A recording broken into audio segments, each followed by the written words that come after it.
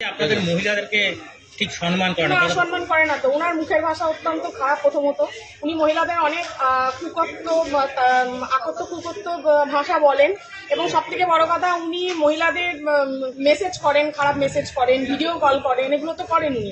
উনি আজকে ভিক্ষার মিছিল করে বেড়াচ্ছেন গোটা চুচুড়া শহরে, অথচ উনিই তো মহিলাদের সম্মান দিতে জানেন না। তো এটাও তো একটা মহিলাদের ওপর মানে একটা অসম্মানজনক ঘটনা না? কিভাবে মহিলারা অভিযোগ করেন না? মহিলারা অভিযোগ করে না, অনেকে ভয়, আমরা ভয় পাই না তাই অভিযোগ করি। আমরা ভয় পাই, আমার কাছে অনেক এভিডেন্স আছে, আমি সময় মতো সেগুলো আনবো সামনে। একটা সময় তো দেখা যেত আপনি এমএলএ সবসময় থাকতেন, কিন্তু হঠাৎ করে আপনি এমএলএর বিরুদ্ধে কেন? আমার উপরও আমি যতদিন সম্মান নিয়ে নিজের সম্মান পেয়েছিলাম ততদিন আমি ওনার কাছে ছিলাম। যেদিনকে আমার সম্মান হানি হলো সেদিন আমি বেরিয়ে এলাম। সম্মান হানি কি বিধায়কের হাত ধরেই হয়েছে? অবশ্যই বিধায়কের হাত ধরে হয়েছে, সেটা উনিও জানেন। যখন আমি ওনার কুপ্রস্তাবে রাজি হলাম না, তখন উনি আমাকে চোর বদনাম দিয়ে বাড়ি থেকে তাড়িয়ে দিলেন, তাই আমি বেরিয়ে চলে এলাম। আপনি একজন বিধায়কের নামে এরকম একটা অভিযোগ করছেন? হ্যাঁ, বিধায়ক মানুষ, আমরা মানুষ। বিধায়ক মতো আমরাই বানিয়েছি, আমরাই তো তাকে বিধায়ক বানিয়েছি। ভিডিও কলের চাট আছে আমার কাছে। আপনি কিন্তু সেগুলো কি প্রকাশ্যে আনবেন? হ্যাঁ, সেটা সময় মতো। এটা তো আমাদের দলের ব্যাপার, আমি তো এই সময় এভাবে আনতে পারি না। আমি যখন সুযোগ বুঝবো নিশ্চয়ই আনবো সেগুলো। এই যে কথাগুলো বললেন, এই বিষয়গুলো কি দলকে জানিয়েছেন? হ্যাঁ, দলকে অবশ্যই জানিয়েছি। দল কি কোনো স্টেপ নিয়েছে এখন? সময় হোক নিশ্চয়ই নেবে, সবাই তো আমরা জানিয়েছি, নিশ্চয়ই নেবে। আপনার সঙ্গে আপনি যেতেন কেন বিধায়কের কাছে? বিধায়কের প্রতি অনেক হয়েছে, এবার ওনার বিদায় নেওয়ার পালা। সত্যি ভরসা। আপনি বিধায়কের কাছে কি দলের জন্য যেতেন? বিধায়কের কাছে কি কাজে যেতেন দলে? আমি পৌরসভার কর্মী, কিন্তু আমাকে পৌরসভাতে উনি ট্রান্সফার রাখেননি। উনি ওনার জায়গাতে মানে ওনার বাড়িতে আমাকে রেখেছিলেন। আমাকে আমার হাজবেন্ডকে দুজনকেই রেখেছিলেন উনি, ওনার বাড়িতেই কাজে আমাকে রেখেছিলেন। তারপর দীর্ঘদিন ওনার বাড়িতে কাজ করেছি, কিন্তু শেষমেশ ওনার প্রস্তাবে যেহেতু আমি রাজি হইনি, তখন আমাকে চোর মানে আমি বাড়ি থেকে যখন বেরিয়ে আসি আমাকে চোর বদনাম দিয়েছেন। আপনি পুরসভার কর্মী, ওনার বাড়িতে কি কাজ করতেন? সে তো উনি রেখেছিলেন, ওনাকেই জিজ্ঞেস করতেন। ওনার বাড়িতে ওই কন্যাশ্রী, রূপশ্রী, এইসব জিনিসগুলো যে উনি ওই বিধানসভার কাজগুলো হতো সেগুলোই করতাম।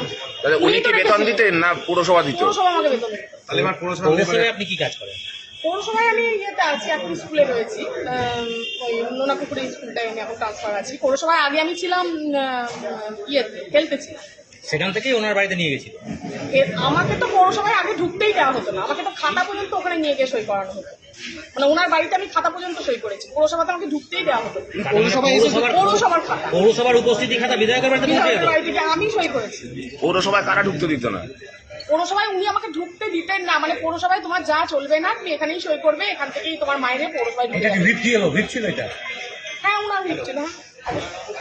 আমি তো সইও করেছি। তারপর আস্তে আস্তে আমি নিজেই পৌরসভায় ঢোকার চেষ্টা করলাম। মানে আমাকে ওনার বাড়িতেই একদমই রাখার মানে চেষ্টা হয়েছিল, যাতে পৌরসভায় আমি কাজ করি এটা যেন হয়তো কেউ বোঝে না, বা এরকম হয়তো কিছু প্ল্যান ছিল না। কিন্তু আমি সবসময় বলেছি যে পৌরসভায় আমার ডিউটি দেওয়া হোক, কারণ আমারও তো অনেক মাইনেপত্র কাটা যেত। এগুলো তো পৌরসভায় ডিউটি না করলে পরে তো সেটা হবেই স্বাভাবিক।